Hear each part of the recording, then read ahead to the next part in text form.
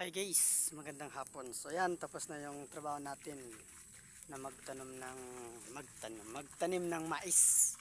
So yan, pag tapos na yung trabaho namin, so yan, magdala tayo ng kahoy. Wala tayong panggatong sa bahay.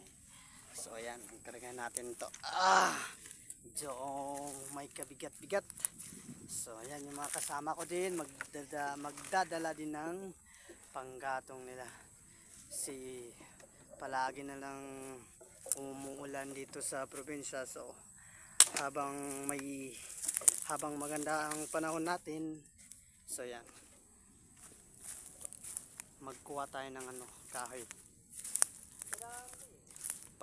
kasi tapos na yung trabaho natin. So yan, ano na yung oras natin, 4 na, so